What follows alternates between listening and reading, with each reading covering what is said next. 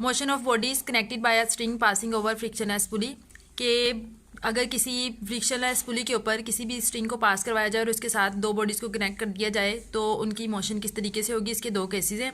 पहला केस है जिसके अंदर दोनों बॉडीज़ जो हैं वो वर्टिकली मोशन कर रही है, जैसे कि ये हमारे पास फ्रिक्शनलेस पुली है, यहाँ पे मास ए अटैच किया है, यहाँ पे मास बी, और ये बॉडी ए है, ये बी है, और इनको जो वेट की जो इनके अंदर फोर्स है वो M1G बॉडी ए के लिए हमने M1 इस्तेमाल किया है और M1G, और बॉडी बी के लिए M2G।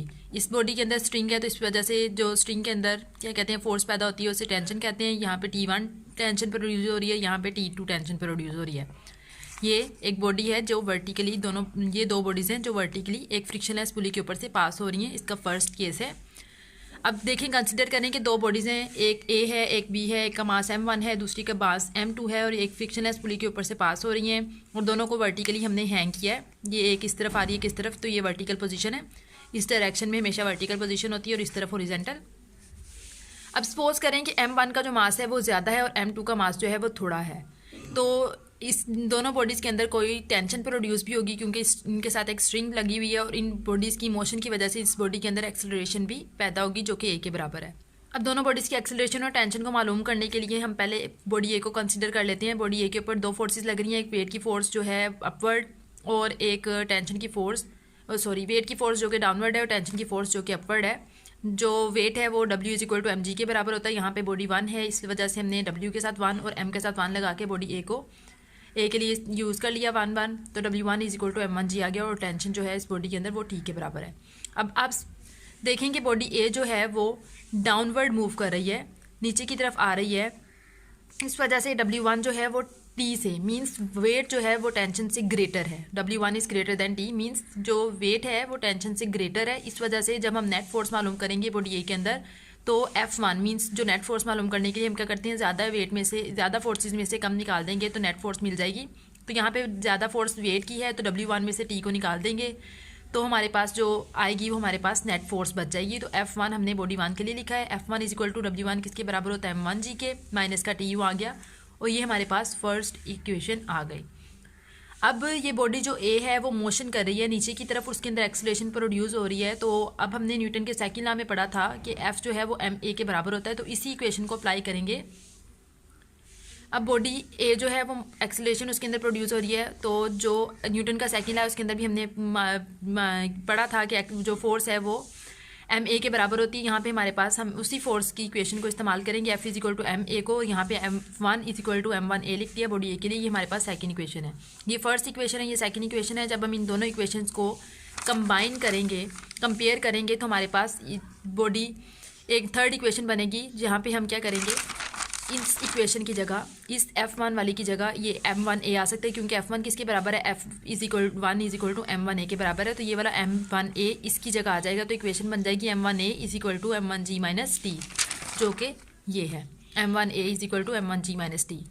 अब हमारे पास आ गई बॉडी बी, ये हमारे पास थर्ड इक्वेशन बन गई। अब हमारे पास है बॉडी बी। बॉडी बी के ऊपर भी दो फोर्सेज लग, जो वेट की फोर्स है वो M2G की और टेंशन की फोर्स T के बराबर है, और दोनों बॉडीज एक मोशन, वेट जो है हमारे पास डाउनवर्ड आ रहा है और जो टेंशन है हमारे पास वो अपवर्ड है, और बॉडी बी के ऊपर ये दोनों फोर्सेज लग रही हैं। लेकिन यहाँ पे जो हमारे पास वेट है वो टेंशन की से कम है, तो हम क्या करेंगे, हम टेंशन में से वेट को निकाल देंगे, T माइनस M2G कर देंगे, तो हमारे पास जो नेट फोर्स बच जाएगी बॉडी बी के लिए।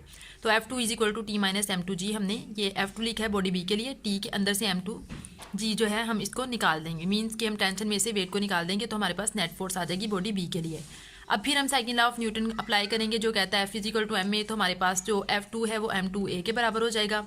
अब इन दोनों इक्वेशंस को कंपेयर करेंगे तो इस F2 की जगह पे आ जाएगा M2a, तो यहाँ आ जाएगा M2a is equal to T minus M2G, ये इक्वेशन बन गई इन दोनों को कंपेयर करने से। अब अगर हमने एक्सेलरेशन मालूम करनी है तो हमारे पास जो थर्ड इक्वेशन है, जो हमारे पास ये थर्ड इक्वेशन आई है M1a is equal to M1g minus T, और ये हमारे पास जो सिक्स्थ इक्वेशन आई है M2a is equal to T minus M2g, इन दोनों को ऐड करेंगे एक्सेलरेशन को मालूम करने के लिए। इस इक्वेशन में इक्वल के इस तरफ लिखा है M1a, तो हमने M1a इक्वल के इस तरफ लिख दिया।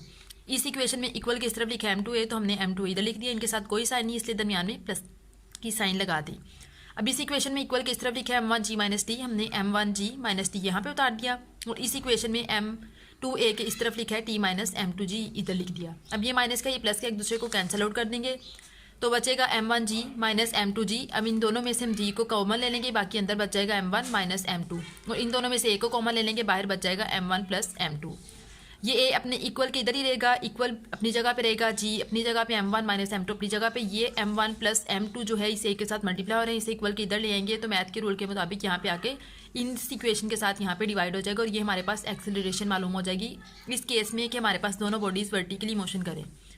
अब टेंशन को मालूम करने के लिए भी हम क्या करेंगे, इस थर्ड वाली इक्वेशन और इस सिक्स्थ वाली इक्वेशन को आप इसमें डिवाइड कर देंगे। तो थर्ड वाली इक्वेशन हमने यूँ ऊपर लिख दी और सिक्स वाली इक्वेशन यूँ नीचे लिख दी। थर्ड ये और सिक्स ये a और a एक दूसरे को कैंसिल आउट कर देंगे, बाकी बचेगा m1 और m2, और यहाँ पे बचेगा m1g minus t upon t minus m2g। अब ये क्रॉस मल्टीप्लाई होंगे। क्रॉस मल्टीप्लिकेशन का मतलब है कि इसको इधर ले जाए और इस वैल्यू को इधर ले जाएं। तो m1 इधर अपनी जगह पे रहा, m1g माइनस t अपनी जगह पे रहा। ये वाली इक्वेशन यहाँ से इसके पास चली गई, यहाँ पे आके यहाँ डिवाइड हो रही थी, यहाँ जाके इसके साथ मल्टीप्लाई हो जाएगी, और यहाँ पे ये m2 इसके साथ डिवाइड हो रहा था, ये इधर आके इसके साथ मल्टीप्लाई हो जाएगा। m1 इस t से मल्टीप्लाई होगा तो m1t आ जाएगा, plus minus minus m1 m2g sequence के साथ यहाँ आ जाएगा, इक्वल अपनी जगह पे m1 m2 और g आ जाएगा, इसको सीक्वेंस से लिखेंगे, प्लस माइनस माइनस m2t आ जाएगा। अब m1 t वाली वैल्यूज़ को एक तरफ और g वाली वैल्यूज़ को एक तरफ ले जाएंगे, यहाँ माइनस का इधर आ जाएगा तो प्लस का हो जाएगा, यहाँ माइनस का इधर चला जाएगा तो प्लस का हो जाएगा। m1t प्लस ये माइनस का था इक्वल के इधर आगे प्लस का हो गया, ये यहाँ पे माइनस का था इक्वल के इधर आगे प्लस का हो गया, ये दोनों एक सेम है इसलिए 2m1 m2g आ जाएगा, ये दोनों ऐड हो जाएंगे और इन दोनों में से t को कॉमन ले लेंगे, m1 प्लस m2 ब्रैकेट में आ जाएगा। हमने इस इक्वेशन के जरिए टेंशन मालूम करनी थी, t अपनी जगह पे रहेगा, 2m1 m2g अपनी जगह पे रहेंगे।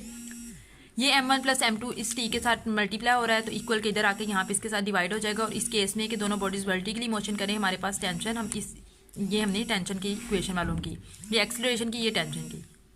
ये फर्स्ट केस है मोशन का जब दोनों बॉडीज वर्टिकली मोशन करती हैं।